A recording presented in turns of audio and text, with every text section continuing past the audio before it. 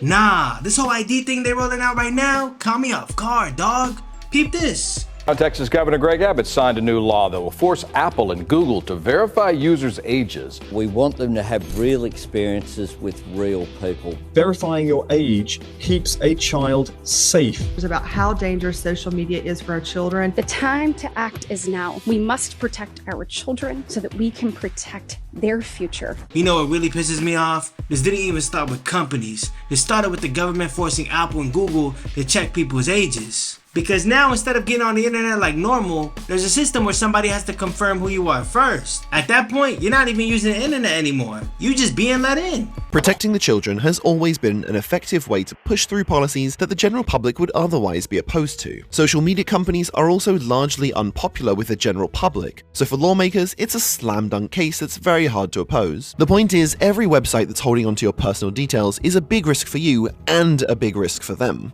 So for businesses to be embracing this so wholeheartedly, there needs to be some upside. I ain't gonna lie, the internet been around for a minute, right? But this where I get a little skeptical, because if kids being exposed to stuff online was really the issue, it's been happening for years already. Now it's about to get frustrating. Every time you try to use the internet, you gotta verify with an ID. And what people don't realize is, once that becomes normal, you don't get to move low key online anymore. Everything you do gets traced back to you by default, not just guessed. Now you might just think that if they get your ID, that's simply more data they can use to optimize content recommendations and advertising towards you, but it's not quite that simple. If you use their services frequently enough, even average tech companies can find out more about you than anything they're going to get off your driver's license or passport. The reason why suggestions served to you through platforms such as Google AdSense, Amazon, or Meta Ads seem so targeted is because even without logging into a dedicated profile, they can track thousands of variables to build up a pretty good idea of who you are and what you're into. They don't need your ID to sell ads to you.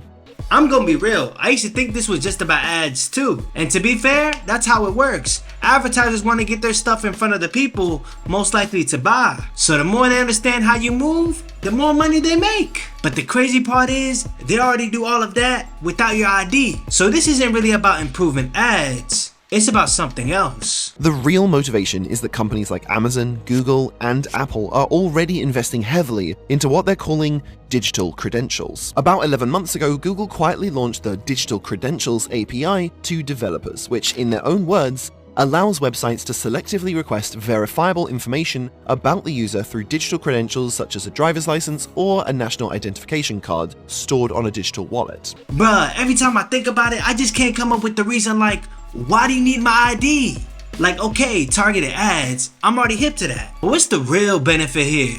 I wouldn't even be surprised if they're building systems where your ID isn't something you just type in anymore. It's something that can be verified digitally anytime you try to do anything online. The idea is that instead of handing out your identity to hundreds of different sites individually as new laws start requiring it, you just thoroughly verify your ID with a company like Google, and then they verify you on your behalf to all these other sites. Now, before we get into issues with this system, and believe me, there are issues, it's important to understand how this is going to be sold. The benefit to you is that you only need to stand up and take a selfie holding up your license and some number of fingers once, instead of dozens of times for every site that starts requiring your ID. See, this where it gets a little tricky, cause I get it, verifying once sounds convenient and all that, but now you got one place holding your actual ID instead of it being spread out. And we all know how companies get down when they sit in with that type of data. That's where it really starts getting questionable. It also does generally cut down on the risk that your identity will be stolen through a hack because it limits how many different places are holding your actual credentials. And for what it's worth, a company like Google is more likely to keep that data secured properly over some of the more sketchy digital domains you're probably thinking of trekking into. And that's actually the point. Every data breach that makes headlines is a way to market these new services as a safer alternative. I mean, he does have a point though. I would rather do it in one place than have it all over the internet. But at the same time, doesn't this sound a little crazy right now? I know it sounds weird, but this might get to a point where this just becomes the norm, no matter how wrong it might feel. In a way, what Google is hoping to become is like a PayPal for your identity. Instead of handing out your sensitive details everywhere, you just hand it to one reputable third party. Now, the business potential of such a system, if it were to be widely adopted, is massive. The reason that these companies are generally supportive of this legislation is because they stand to more than make up the revenue from losing people under the age of 18 off their platforms, and then some. This doesn't even surprise me, guys. Nah, for real. As soon as the government comes in and puts a constraint in place, Now you gotta verify who you are just to get on certain parts of the internet. Then companies like Google step in trying to line it up with their pockets like, how do we turn this into something profitable? So now they're trying to sit in the middle of all this. That means every site, every service, everything gotta go through them just to know who you are. That's all bad. It wouldn't give a company like Google anything they don't already know about you, but what it would do is allow them to serve you an ad like, "Congratulations, you're already pre-approved for this credit card or this buy now, pay later service." Web pages using the Login with Google feature could automatically remove things like credit checks or personal information entry, which stands as a barrier between you and them completing a sale. Yo, I just realized something.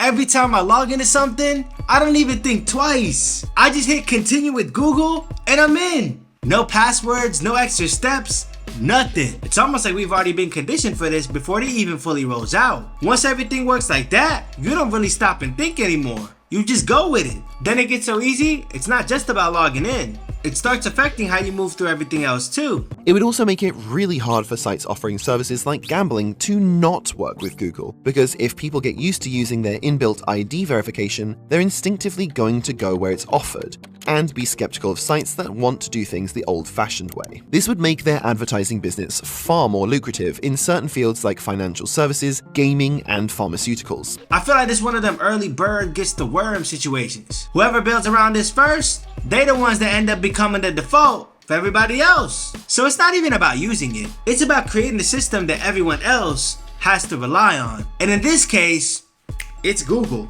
It would also potentially open up a new revenue source for them, as online businesses would need to pay a fee to them for their identification services, the same way that PayPal takes a commission on transaction processing. The problem for Google and other companies trying to roll out similar services is that nobody really wants this. Another Pew Research survey found that the overwhelming majority of surveyed participants would prefer to use the internet anonymously. Yeah, I'm not even with that, man. That's doing too much. If it's one site here and there, alright, cool, I get it. But if this turns into something where you gotta use your ID just to be on the internet like normal, nah, that's annoying. It starts to feel forced, like you don't even have a choice how you move online anymore. Imagine telling your kids one day you didn't even need an ID to use the internet at some point.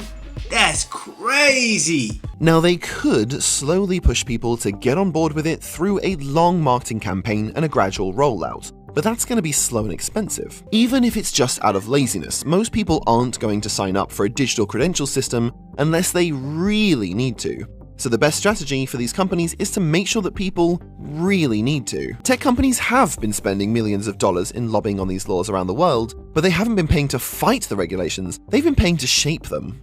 It kind of reminds me of YouTube, I'm not gonna lie, because when your channel's small, you can get away with a lot, because there's not many eyes on it. But once it gets big, that's when the pressure shows up, the rules show up, and everybody start paying attention. I feel like the internet the same way. Once it got this big, this connected, this tied to money, now people not just trying to use it anymore, they trying to structure it how everybody moves through it. So when something gets that big, you don't even gotta convince people one by one anymore.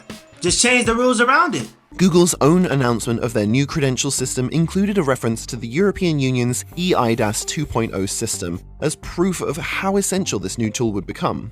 But these particular regulations are something that they themselves have been heavily involved in influencing. In other words, they are creating the need and then providing the solution. I'm hip. I told y'all earlier, didn't I? If it was gonna touch a company's bottom line, trust me, bro. Trust me, dog. They were never just gonna sit back and let it happen. They were gonna get in there early and help steer it, so it still works for them. If in a week's time, when YouTube automatically detects that you may be under 18 and asks for your ID to prove otherwise, you would have already taken the first step into their new, highly lucrative ID ecosystem. Now, there are absolutely other motivations for pushing through these rules from different parties as well. Governments will have more oversight over their people's online activities, e-commerce businesses will have a smoother sales process, and I'm sure some people out there genuinely do care about the children.